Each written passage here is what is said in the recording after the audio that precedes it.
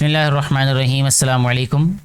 बेटा जी 9th class की physics का चैप्टर नंबर 1 हम पढ़ रहे हैं। आज जो टॉपिक पढ़ना है उसका नेम है स्क्रू गेज। इससे पहले हमने जो टॉपिक्स पढ़े हैं मेजरिंग इंस्ट्रूमेंट्स में से वो एक था मीटर रूल और उसके बाद था वन ईयर कैलिपर्स। जो मीटर रूल था वो 1 मिलीमीटर तक पैमाइश कर सकता है, यानी कम से कम जो पैमाइश उससे की जा सकती थी वो 1 मिलीमीटर थी और 1 मिलीमीटर ही उसका लीस्ट काउंट था। फिर उसके बाद हमने जब वन ईयर कैलिपर्स के बारे में पढ़ा तो उसमें हमने ये सीखा कि 1/10 ऑफ अ मिलीमीटर जो पैमाइश है वो हम उससे कर सकते हैं, यानी मिलीमीटर के 10वें हिस्से तक। आज जिस इंस्ट्रूमेंट के बारे में हमने पढ़ना है ये 1/100th ऑफ अ मिलीमीटर जो है ये कर सकता है पैमाइश, यानी 1 मिलीमीटर के 100वें हिस्से तक।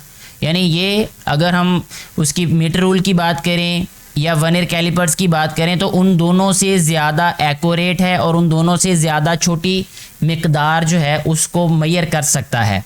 इसके बारे में पढ़ते हैं। सबसे पहले बताया गया है कि a screw gauge is an instrument that is used to measure small lengths with accuracy greater than a vernier callipers, यानी वन ईयर कैलिपर से भी ज़्यादा एक्यूरेसी से ये लेंथ को फाइंड कर सकता है, यानी लेंथ मेजरिंग इंस्ट्रूमेंट है ये। It is also called as micrometer screw gauge. इसको माइक्रोमीटर स्क्रू गेज भी कहा जाता है। अच्छा, आपसे एमसीक्यू में भी ये बात पूछी जा सकती है कि which instrument is more accurate, vernier callipers, screw gauge और मीटर रूल, इन तीनों में से ज़्यादा एक्यूरेट कौन सा है? तो क्यों जिसका लीस्ट काउंट सबसे कम होगा वो ज़्यादा एक्यूरेट होगा। तो लीस्ट काउंट स्क्रू गेज का होगा, वो हम आगे पढ़ भी लेंगे। मज़ीद पहले भी इस यहाँ पे हमें बता दिया गया इसमें, तो ये बात को याद रखना है कि जितने भी अभी हमने मेजरिंग इंस्ट्रूमेंट यानी लेंथ मेजरिंग इंस्ट्रूमेंट्स पढ़े हैं उनमें सबसे ज़्यादा एक्यूरेट स्क्रू गेज है। अच्छा जी, कहता है it is also called the micrometer screw gauge. A simple screw gauge consist of a U shaped metal frame. एक मेटल फ्रेम होता है जो यू शेप का होता है विद अ मेटल स्टड। एक स्टड होता है उसके मेटल का, ठीक है। ये आपको इसी पेज पे नीचे नज़र आ रहेगा ये, ठीक है जी। Metal stud at its one end as shown in the figure 1.9 figure में ये शो किया गया है, ठीक है। इसको अ हॉलो सिलेंडर, हॉलो का मतलब होता है खोखला, जो अंदर से खाली हो। अ हॉलो सिलेंडर और स्लीव, इसको हॉलो सिलेंडर भी कहते हैं और स्लीव भी कहते हैं इसको, ठीक है। Has a millimetre scale over it along a line called index line. ये देखें, ये इंडेक्स लाइन है, यहाँ पे इसको मार्क भी किया गया है, मेंशन भी किया गया है।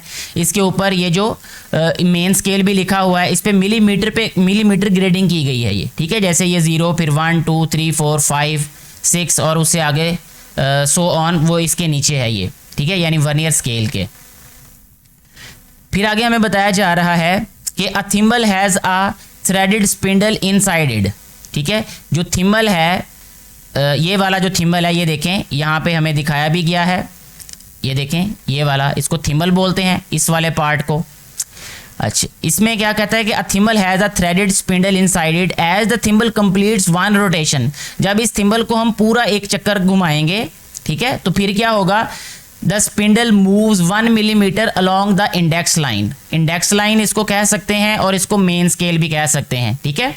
ये जो मेन स्केल है इस पे 1 मिलीमीटर आगे मूव करेगा, ठीक है, जब ये जो थिम्बल है इसको हम पूरा एक चक्कर घुमाएंगे। It is because the distance between conjunctive threads on the spindle is 1 millimetre. ये हमने पहले भी पढ़ा कि मिलीमीटर में उसकी ग्रेडिंग की गई है, तो इसलिए जो पूरा चक्कर घूमने के बाद ये 1 मिलीमीटर ही आगे मूव करेगा, ठीक है। यानी ये जैसे 0 है तो एक पूरा चक्कर जब हम इस सर्कुलर स्केल को घुमाएंगे तो ये वाला एक जो है वो ग्रेड हम आगे चले जाएंगे। This distance is called the pitch of the screw gauge on the spindle, ठीक है। यानी स्पिंडल पे ये डिस्टेंस क्या कहलाता है, पिच कहलाता है, इसको पिच कहते हैं। आगे हमें क्या बताया जा रहा है कि the thimble has 100 divisions around its one and. यानी ये जो थिम्बल है ये इसको सर्कुलर स्केल भी कह सकते हैं। सर्कुलर स्केल पे 100 डिवीजन्स होती हैं, ठीक है। It is the circular scale of the screw gauge, इसको सर्कुलर स्केल भी कहते हैं। As thimble completes one rotation, जब वन रोटेशन कंप्लीट होती है 100 divisions pass the index line and the thimble move 1 millimetre. यानी 100 डिवीजन जो है वो रोटेट करता है, वो यानी मूव करता है, यानी पूरे चक्कर का मतलब 100 डिवीजन्स होगा अगर हम सर्कुलर स्केल की बात करें। और अगर हम जो है मेन स्केल की बात करें तो उस पर सिर्फ 1 मिलीमीटर ही आगे मूव करेगा, Thus each division of circular scale crossing the index line moves the thimble through 100th millimeter और 0.01 millimeter on the main scale, यानी मेन स्केल पे मिलीमीटर का 100th पार्ट, यानी 100 का मतलब 100 में से एक हिस्सा। Least count of a screw gauge can also be found as given below. Least count का फार्मूला यहाँ पे दिया है कि pitch of the screw gauge, number of division on circular scale. ठीक है, पिच क्या होती है 1 मिलीमीटर और सर्कुलर स्केल पे डिवीजन्स क्या होती हैं 100। तो जब हम 1 को 100 पे डिवाइड करेंगे तो हमारे पास आंसर आ जाएगा 0.01 मिलीमीटर, और सेंटीमीटर की बात करें तो 0.001 सेंटीमीटर आ जाएगा। दस least count of the screw gauge is 0.01 millimetre और 0.001 सेंटीमीटर। मिलीमीटर में भी और सेंटीमीटर में भी आपने इसको याद रख लेना है। वर्किंग क्या है इसकी स्क्रू गेज की, तो कहता है the first step is to find the zero error of the screw gauge. पहले तो जीरो एरर फाइंड करना है अगर होगा तो, ठीक है। Zero error, to find the zero error close the gap between the spindle and the stud. Spindle और स्टड के दरमियान में जो फासला है उसको हमने क्लोज कर देना, यानी बंद करके। Of the screw gauge by rotating the ratchet in the clockwise direction, यानी क्लॉकवाइज डायरेक्शन में घुमाएंगे तो वो बंद हो जाएगा। If zero of the circular scale coincides with the index line then the zero error will be zero as shown in the figure. ये ए जो डायग्राम हमें दी गई यहाँ पे साइड पे, यहाँ पे आप देख सकते हैं बेटे कि ये जो मेन स्केल का जीरो है, ठीक है, ये सर्कुलर स्केल का जो जीरो है ये मेन स्केल या इंडेक्स लाइन के जीरो के बिल्कुल सामने है, यानी इंडेक्स लाइन के सामने है। इंडेक्स लाइन का जीरो के सामने तो नहीं हम कह सकते, लेकिन इंडेक्स लाइन के बिल्कुल सामने है ये, ठीक है। तो इसलिए इसमें जीरो एरर नहीं होगा इस सूरत में। अब आगे हमें बताया जा रहा है कि zero error will be positive. Zero error positive होगा if zero of circular scale, यानी ये वाला जो जीरो है, ये जो आप देख रहे हैं, जैसे यहाँ पे अब ये 20 डिवीजन्स हैं, ठीक है, यहाँ पे 19 और 18 डिवीजन के सामने आ रही है ये जो इंडेक्स लाइन है। In this case multiply the number of division of the circular scale that has not cross the index line, जो क्रॉस नहीं किया जिन्होंने, with the least count of the screw gauge to find the zero error as shown in the figure 1.10 B. ये B figure में हमें दिखाया गया है, हम देख सकते हैं कि जितनी डिवीजन्स जो है वो नहीं गुजरी अभी इस इंडेक्स लाइन से, उसको हमने लीस्ट काउंट से मल्टीप्लाई कर देना, वो हमारे पास जीरो एरर होगा। Zero error will B negative. अब जीरो एरर नेगेटिव कब होगा, if the zero of circular scale has crossed the index line, ठीक है। अगर जीरो जो है वो इंडेक्स लाइन को क्रॉस कर दे तो फिर जीरो एरर क्या होगा, नेगेटिव होगा। इन this case multiply the number of divisions of the circular scale that has cross the index line with the least count. वही वाला स्टेप रिपीट किया है, ठीक है, यानी जो लीस्ट काउंट है उसको मल्टीप्लाई कर देना उन डिवीजन्स के साथ। तो find the negative zero error as shown in the figure. तो फिगर में हमें जैसे दिखाया गया है ऐसे फिर हमने मल्टीप्लाई कर देना है उनको।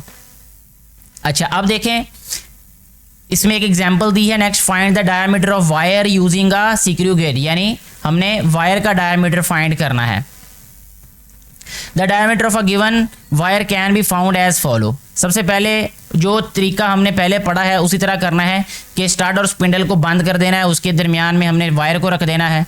फिर क्या करना है कि note the main scale as well as circular scale reading. Main scale और सर्कुलर स्केल की रीडिंग को हमने नोट कर लेना है। उसके बाद क्या करना है, कहता है open the gap between stud and spindle of the screw gauge bye turning the ratchet in anti clockwise direction. Place the given wire को रख देना है। बहरहाल इससे पहले जो उन्होंने कहा कि वो जीरो एरर फाइंड करना है अगर कोई होगा तो, ठीक है।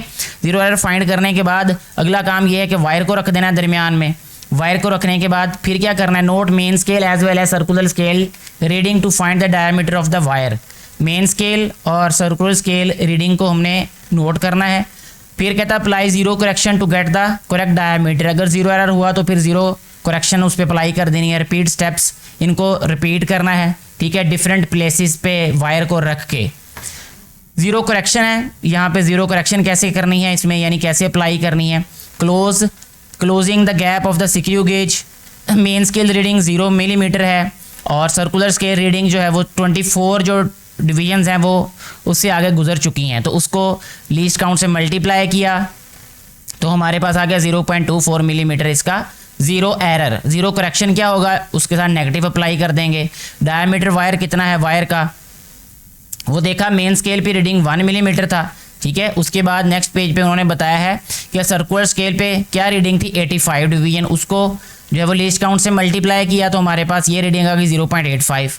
ऑब्जर्व डायमीटर क्या होगा 1 मिलीमीटर, यानी मेन स्केल की जो रीडिंग है और सर्कुलर स्केल की रीडिंग इनको ऐड कर दिया। ये बिल्कुल वैसे ही है जैसे हमने वर्नियर कैलिपर्स में किया था कि मेन स्केल रीडिंग और वर्नियर स्केल रीडिंग उन दोनों को हम ऐड कर देते थे। ऐड करने के बाद जो हमारे पास करेक्शन फैक्टर होता था उसको हमने माइनस कर दिया था। और वहाँ भी जो एग्जाम्पल हमने पढ़ी थी प्रीवियस लेक्चर में उसमें भी सेम यही वाले स्टेप्स रिपीट किए गए थे। तो जो यहाँ पे जीरो करेक्शन है उसको सब्ट्रैक्ट किया तो हमारे पास 1.61 मिलीमीटर इस वायर का डायामीटर आ जाएगा। ठीक है, तो मुझे उम्मीद है कि आप लोगों को ये टॉपिक अच्छे तरीके से समझ आ चुका होगा। फिर भी किसी कन्फ्यूजन की सूरत में आप नीचे कमेंट करके पूछ सकते हैं अपना क्वेश्चन। कोशिश की जाएगी कि आपकी कन्फ्यूजन को दूर किया जाए। वीडियो के बारे में अपनी राय ज़रूर दिया करें। वीडियो अच्छी लगे तो इसको ज़्यादा से ज़्यादा शेयर करें ताकि ज़्यादा से ज़्यादा बेटे बेटियों तक ये वीडियो पहुंच सके और उनको भी इससे फ़ायदा हो सके, जो कि वीडियो बनाने का बुनियादी मकसद है। Thank you very much.